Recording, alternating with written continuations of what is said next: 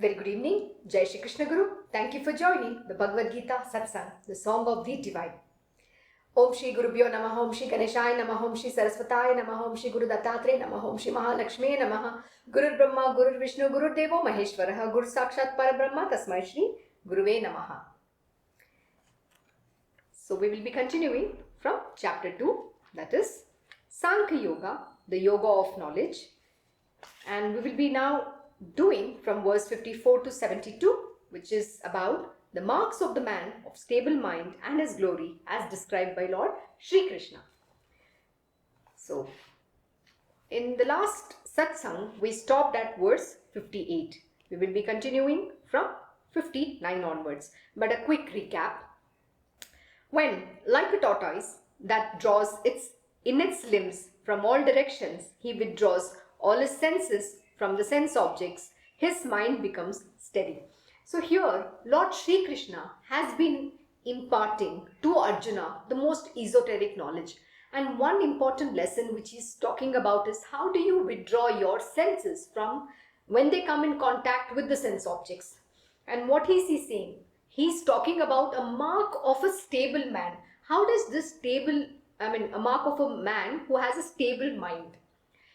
What does he do? How does he live? What kind of qualities does he have? How is he able to have a stability of his mind? That is what Lord Shri Krishna is describing Arjuna when Arjuna raised a question to him. And the question is, Krishna, what are the characteristics of a God-realized soul? Stable of mind and established in samadhi, that is perfect tranquility of mind. How does the man of stable mind speak? How does he sit? How does he walk? So here now Lord Shri Krishna is describing how does a man behave, conduct himself, speak, sit, stand, do things who has stability of mind. Now he started with saying, when like a tortoise that draws in its limbs from all directions, he withdraws all his senses from the sense objects.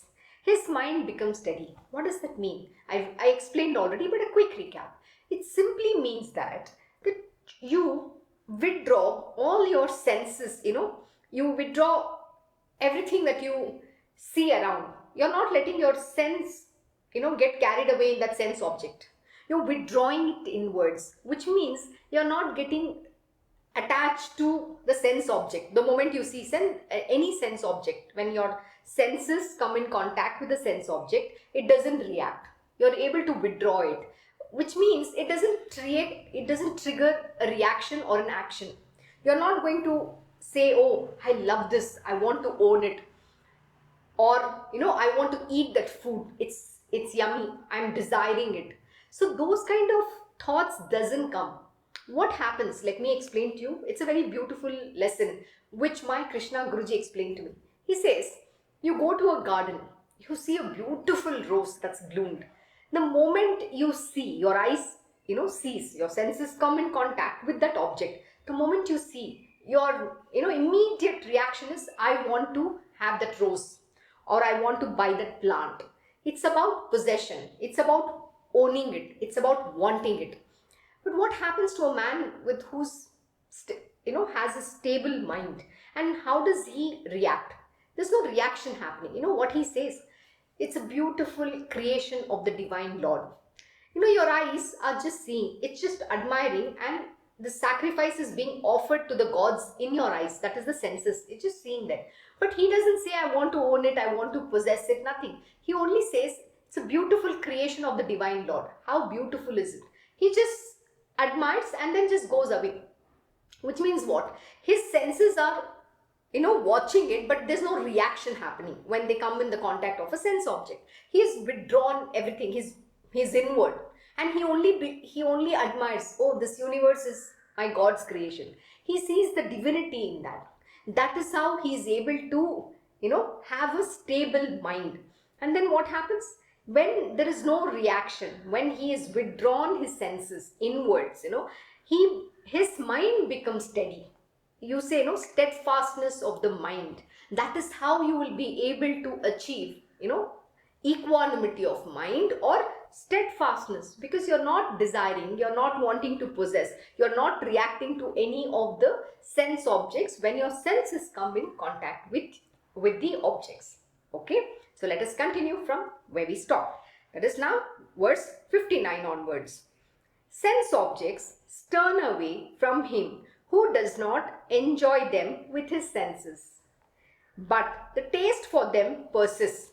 This relish also disappears in case of a man of a stable mind when he realizes the Supreme.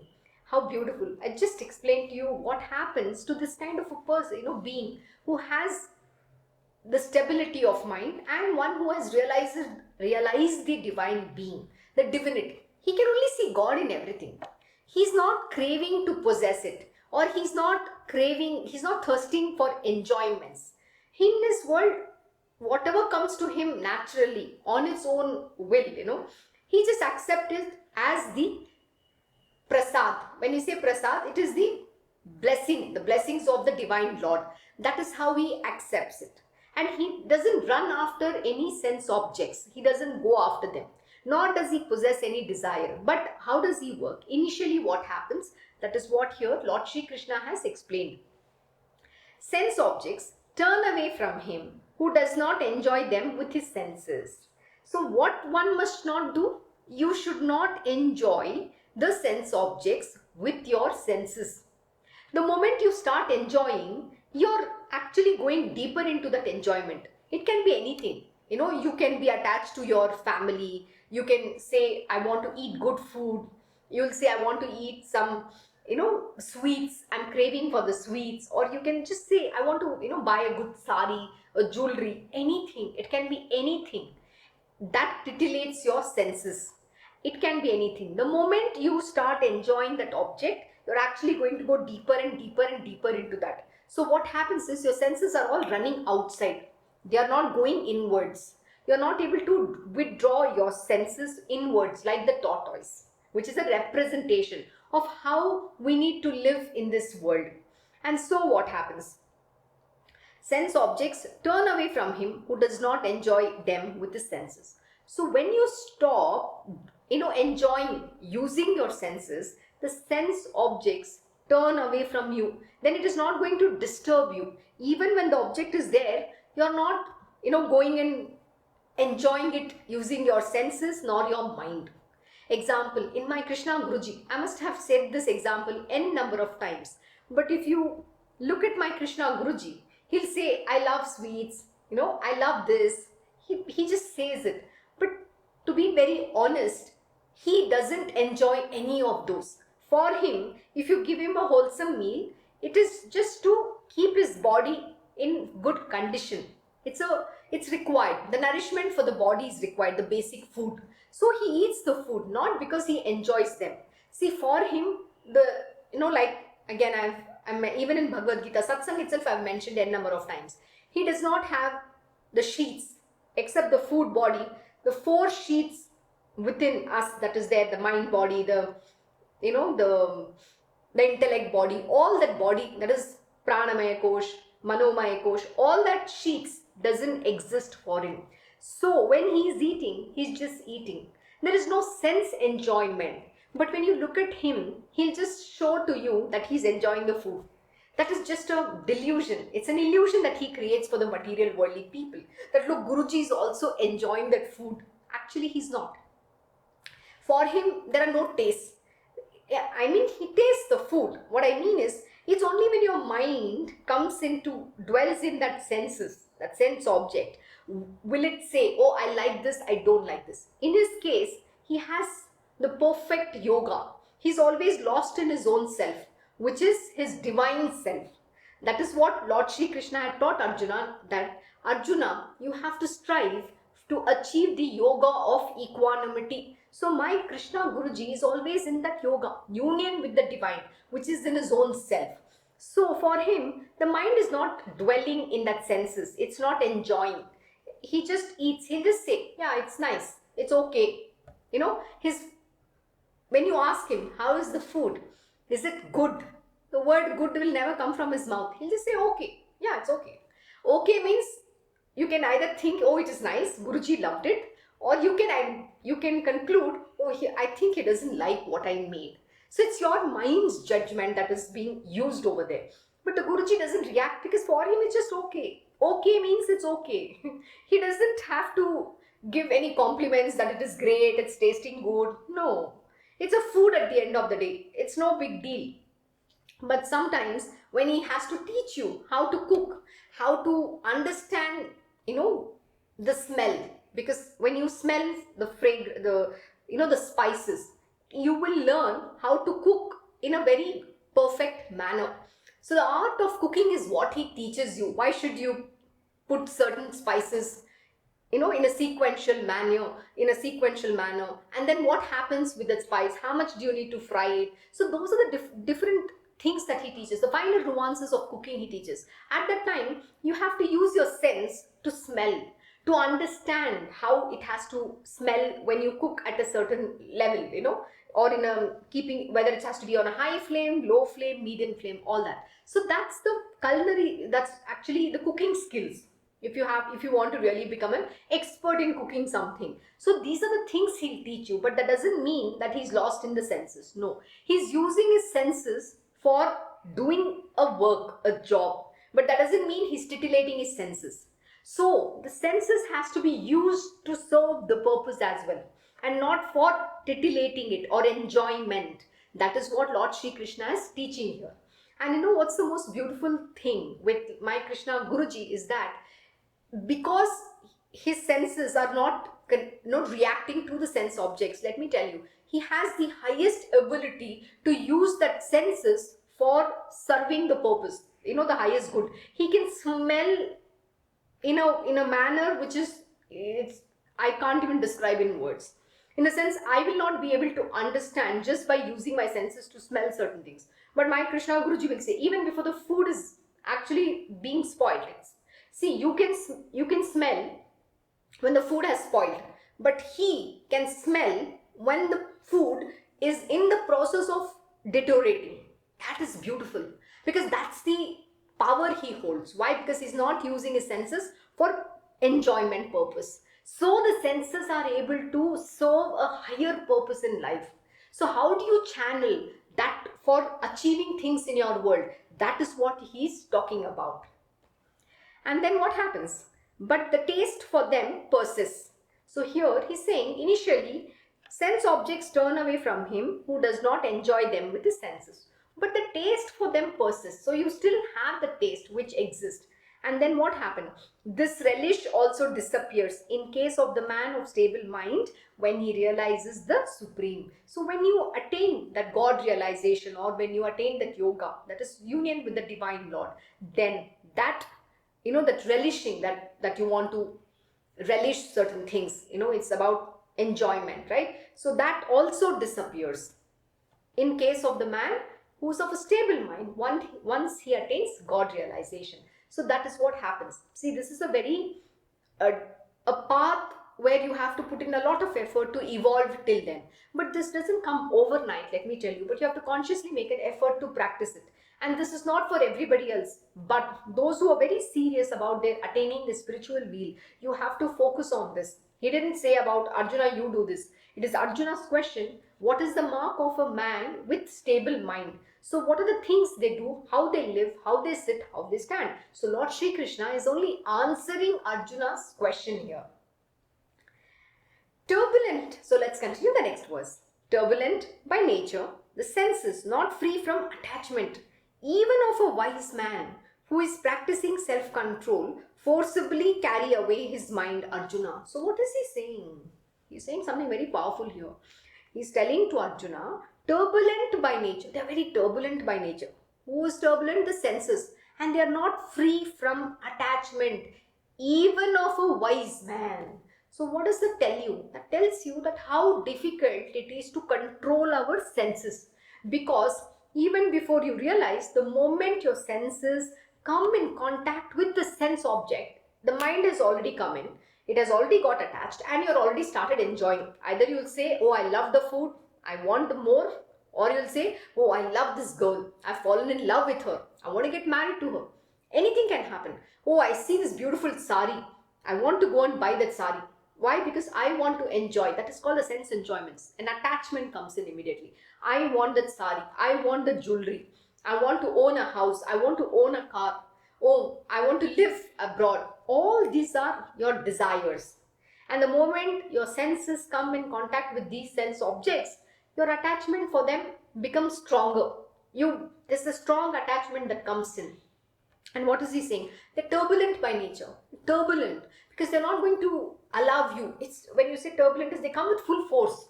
I love this. Oh wow, it's the best food I've ever had.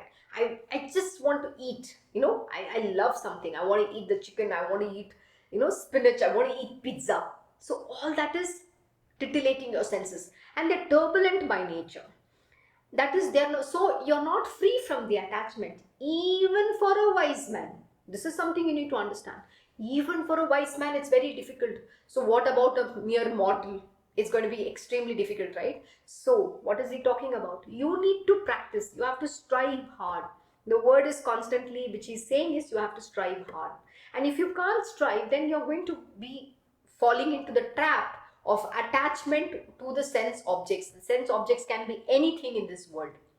It could be your job, it could be your money, it could be your house, it could be your children, it could be a wife, husband, boyfriend, girlfriend, things that you possess, things that you own. Everything connected to material, worldly sense objects. It's an attachment. Even the desire about saying, oh, I want to attain God realization is still a desire. So you can't be attached to anything. And when you become detached, then only can you evolve. And what is he saying? It's turbulent by nature, even of a wise man. So imagine how difficult it is. And then he's saying, who is practicing self-control, even of a wise man who is practicing self-control, forcibly carry away his mind, Arjuna. So these forcibly carry away his mind.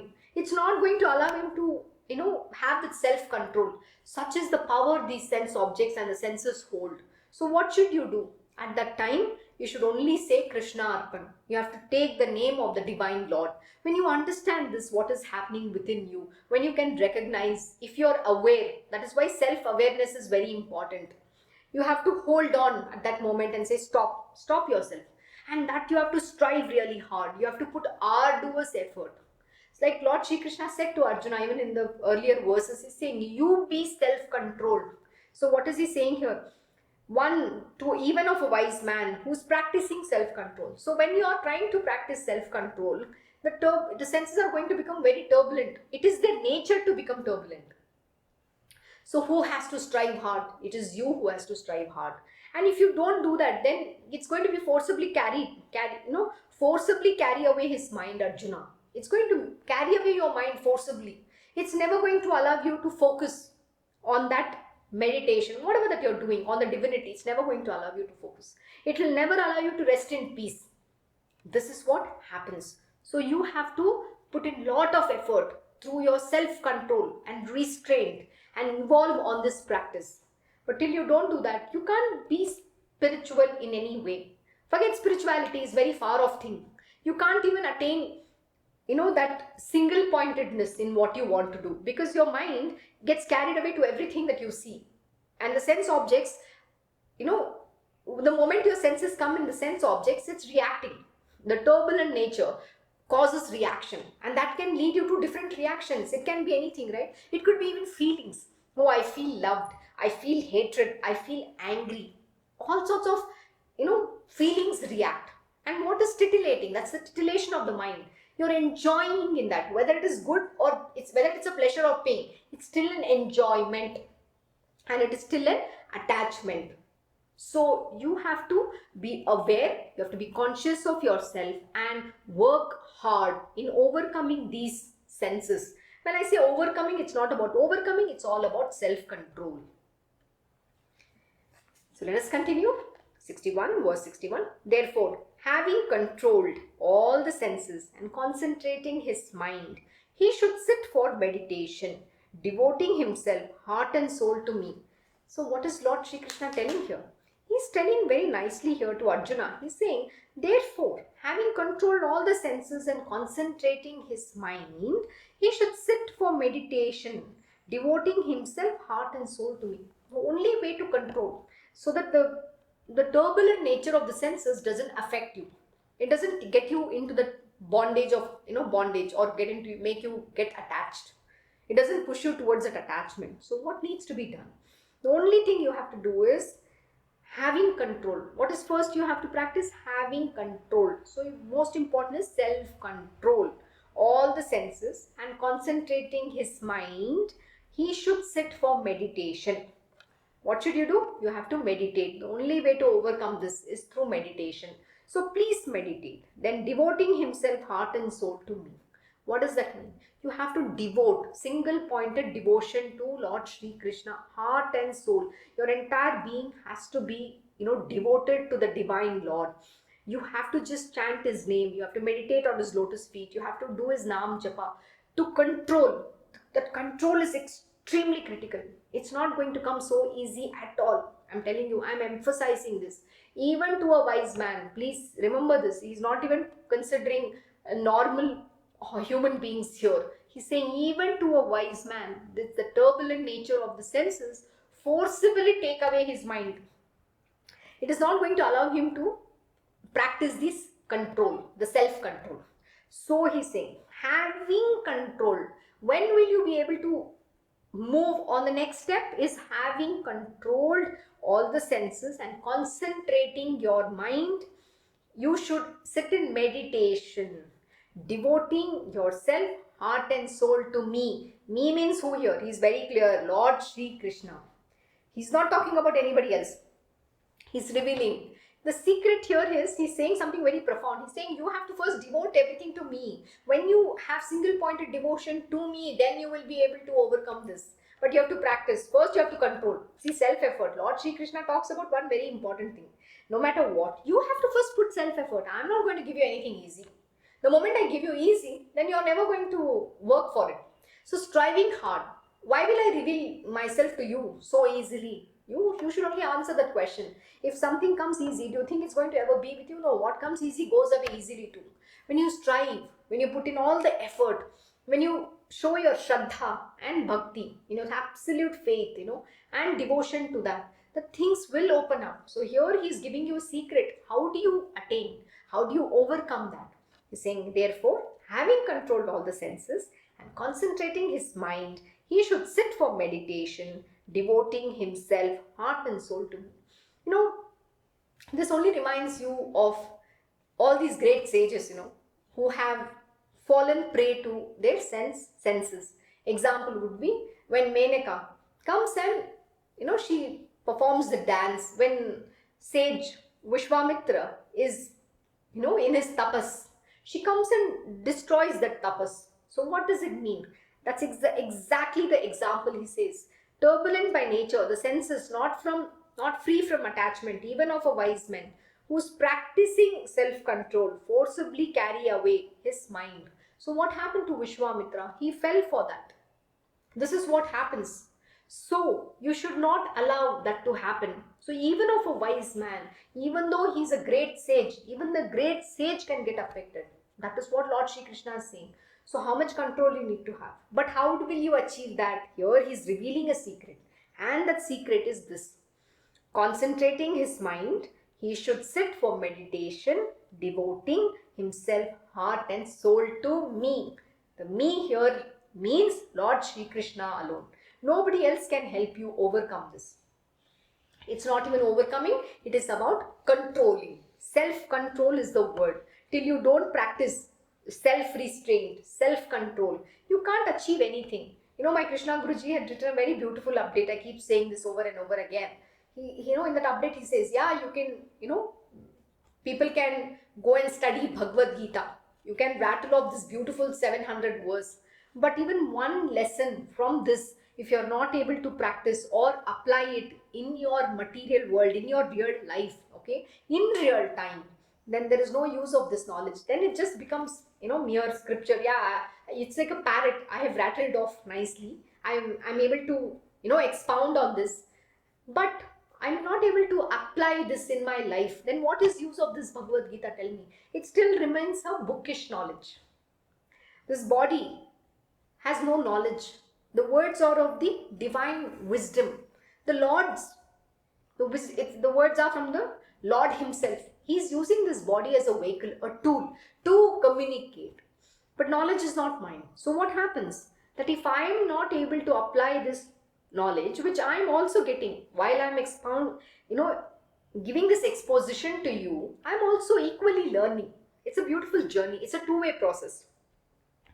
When I'm getting this lesson, and if I don't take this lesson and apply it in my day-to-day life, then I have not put in enough effort to really strive to achieve this yoga of equanimity or live these words. Then it becomes a mere bookish knowledge. I'm also like a parrot.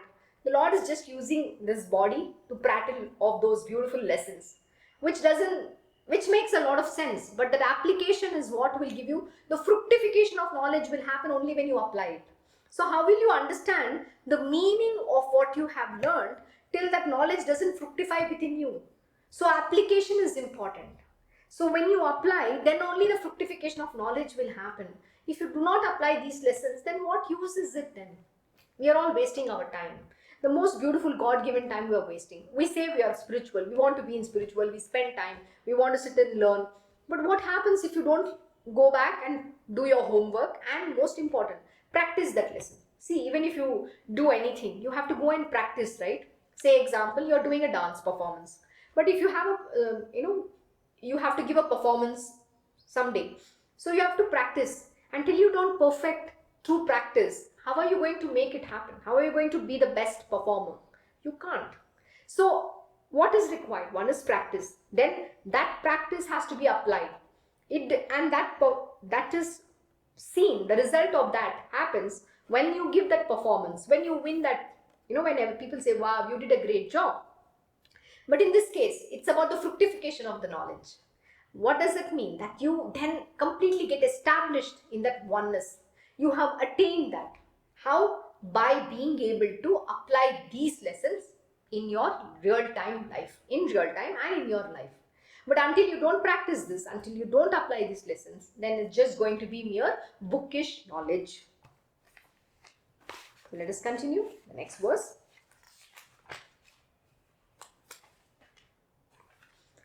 For he who senses are under his control is known to have a stable mind. Simple answer, isn't it? Look, Lord Shri Krishna has made it sound very simple. And I'm feeling, oh my God, how will I achieve this?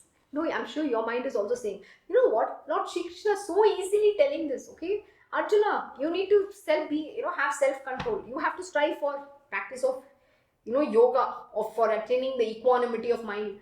But here, how am I supposed to do? This is turbulent nature. You're also telling it's so turbulent by nature. Even a wise man fails. The senses forcibly take him away from concentrating. So what am I supposed to do? I'm sure this is the questions you have in your mind. But what did the Lord say? He revealed a very beautiful secret. He said, devoting himself heart and soul to me. You just have to devote yourself heart and soul to Lord. And then you will be able to achieve this. You have to sit in meditation, concentrate on the divine Lord and devote your heart and soul to him. And you will be able to achieve it. That's what he's saying here.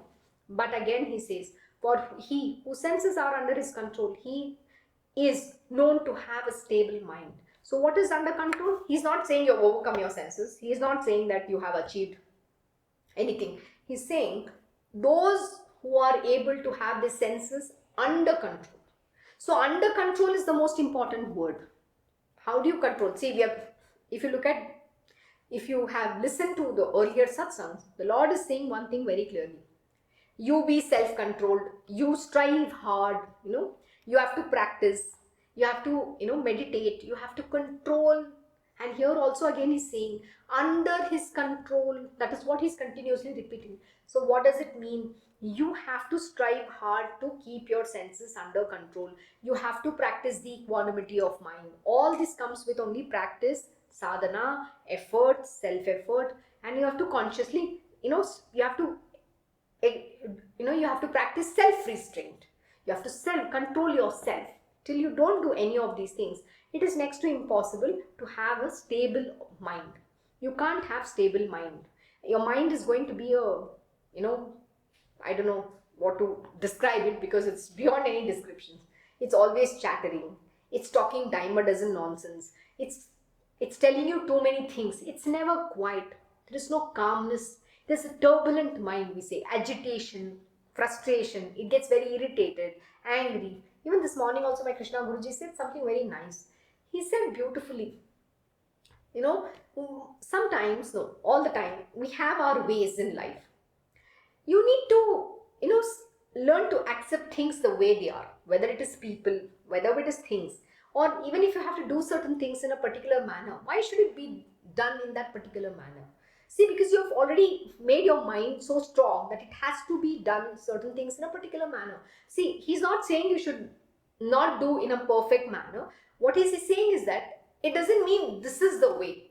There are other ways as well. So we have to open our mind. We have to learn to accept everything. But we have to do every job perfectly well. That is important. So he didn't say you don't practice, you don't strive to become perfect. He didn't say you should not practice perfection. What he said is that you have to accept things the way they are. Certain times, not everybody has the capacity to deliver the way you want. So you have to accept everybody in their own way. We have to become more tolerant. We have to not allow our mind to get agitated just because we are seeing some things. So my Krishna Guruji will say, don't get irritated and say why something is put over there like that. Or if you see some dust and you feel, oh, it is not clean properly. So he'll say, don't make noise. You have seen it. Just go and pick it up and do the needful. You don't have to point out. It's okay. Everybody cannot have the same capacity of performance. So we need to allow everybody to be, do their job efficiently. At the same time, we have to slowly guide them towards that path of perfection because they have not practiced. And yesterday, he was telling something very profound. See, from where we are born, the mold, if you get molded by somebody good, some teacher, some guide, it could be your parents, it could be anybody, right? Instead of pampering you, they give you that right amount of pamper. Plus, if they have trained you in certain way of life, living a disciplined way of life, then it becomes easy for you to evolve in that capacity. But what happens is, if you're not being trained to do that, and then after many years, you're put under that training, then it becomes very difficult to overcome your past, the way of life, how you used to live, how you used to sit, stand, everything. But today when my Krishna Guruji was teaching why we need to live a disciplined life, how our way of eating, what we are eating, the time at when we eat every single day, if it is not consistency, what can happen to us? Why does our body behave in a certain way? Why does it react in a certain way? He was giving the science behind it. In fact, this is what we have been taught in ancient scriptures, in our Veda, Shastras, all these great scriptures, including Bhagavad Gita. There is a entire chapter on how do you eat properly. The right way of eating is taught by Lord Sri Krishna. Why have they taught all of this? Science is very recent, but in our scripture, we have already been following that. But nobody understood what is being taught and why it has been taught. Nobody gave us this knowledge. In our schools, though our scripture is the most profound one, but we have never taught about our scriptures. We are only given some material worldly knowledge. You have to get up in time, you have to worship every day, you have to eat in time, have to have breakfast, you have to pray to God, the basic things which is required for a well-being of a human being and being highly productive and efficient. But we have not given an understanding what does not doing, if you don't practice these things, what happens to you? What happens to your system? See, today, if you look at the world, everybody is suffering from some sickness or the other. Why? Because their lifestyle is messed up.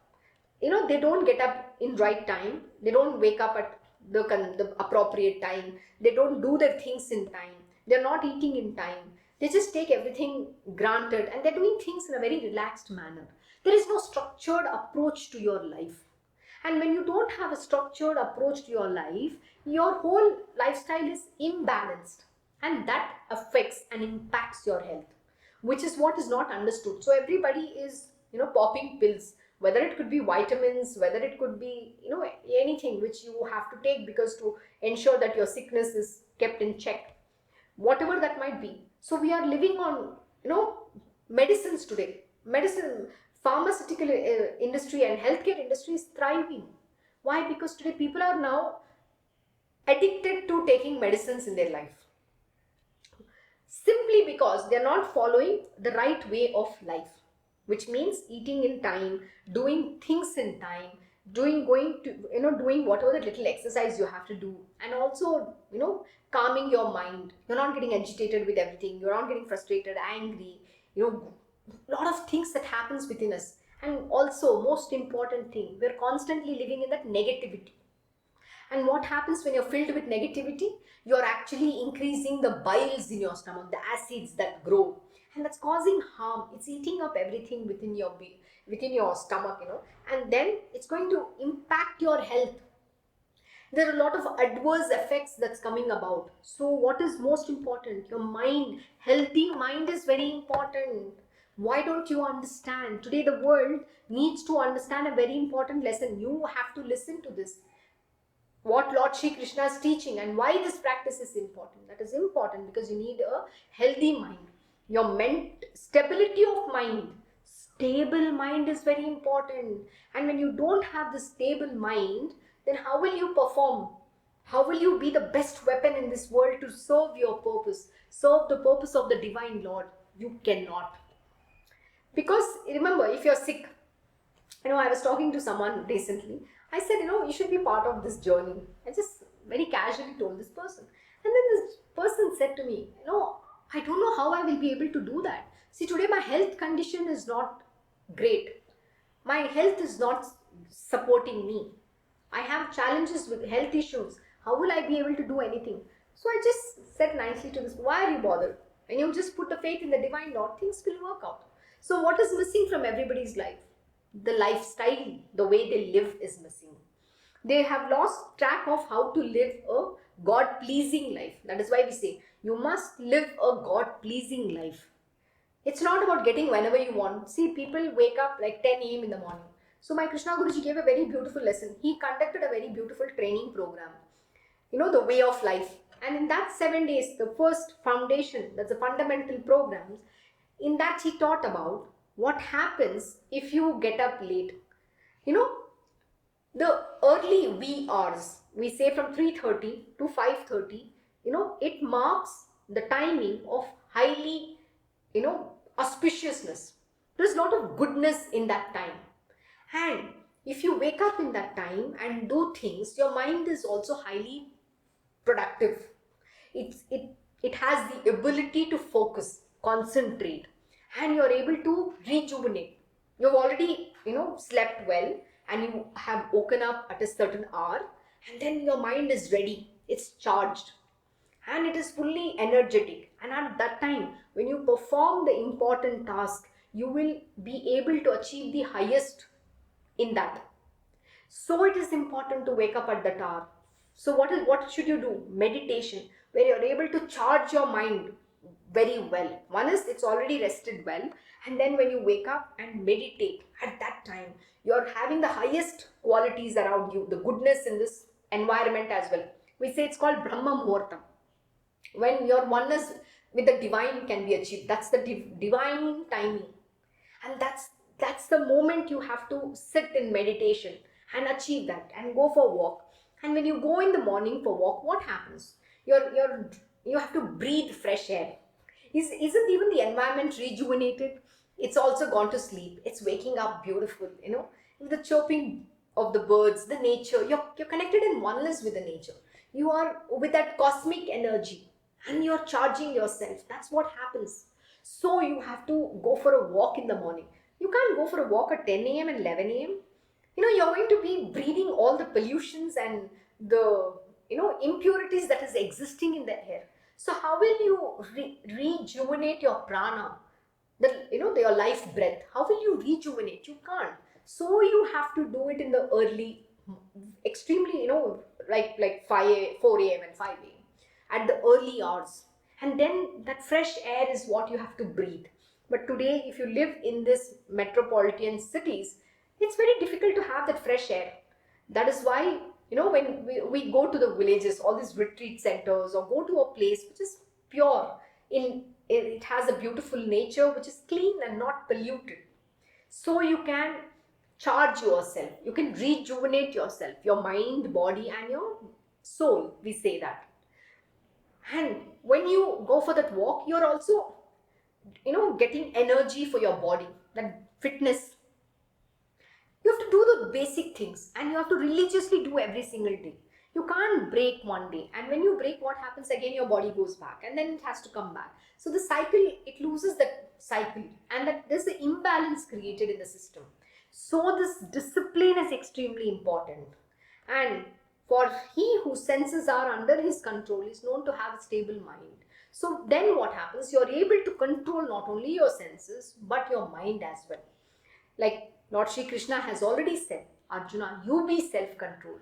You're able to stretch yourself to practice. You're able to control your mind and say, even when your mind says, oh, today I'm tired, I don't want to do this, I don't want to wake up, your mind is constantly filling you with all the negative thoughts. I don't know, I cannot, I will not, I don't like, I don't. It's already negating, making you say you cannot do anything in this world. But who is saying it? It's your mind. And those are the demons. We recently, just celebrated Navratri. And we did Devi Mahatmyam Parayan. What was it all about? It is about fighting these demons, who's all these negative thoughts, Rakta Bija, and imagine Shumba, Nishumba, Chanda, Munda, Mahishasura, all these demons which represents lethargy, lust, greed, negative thoughts, evil within us. So then you will not be able to control the mind. So but when you strive hard, when you practice and not allowing those negative thoughts to come, you are able to have stable mind. That is what Lord Shri Krishna is telling you. So when you practice this yoga of equanimity, you will achieve union with the Divine Lord. And then you will understand whatever that you are, whatever your purpose is in this world, and you will perform selfless action. That is called Nishkama Karma, where there is no karma accruing when you are doing that job. Why? Because you're only serving your duty. You're doing your duty alone. You're serving a purpose of the Divine Lord. You're not going to say, why should I do this? That why should I do this comes to all of us. Your mind keeps telling, I don't care about this world. I don't want to do this. Why am I supposed to do? Why should I suffer? Why should I? That's what happens. But you know what? That is why you're born. You have been chosen for that. You're born with that Kshatriya Dharma. What is it called? Kshatriya Dharma. The race that you come from. And there is a duty towards that Dharma. And that Dharma you have to do. You can't say, why should I do? You don't have a choice. Nobody has a choice. We have all been given the particular body to serve a purpose of the Divine Lord. And if we use our ego, self-conceit, that is the mind's self-conceit, deceit, we are going to fail. And what happens to us? We will have to be born. We have to, we guarantee ourselves cycle of birth and death.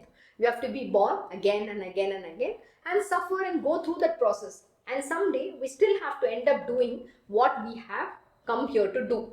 But using our mind, we will only incur karma.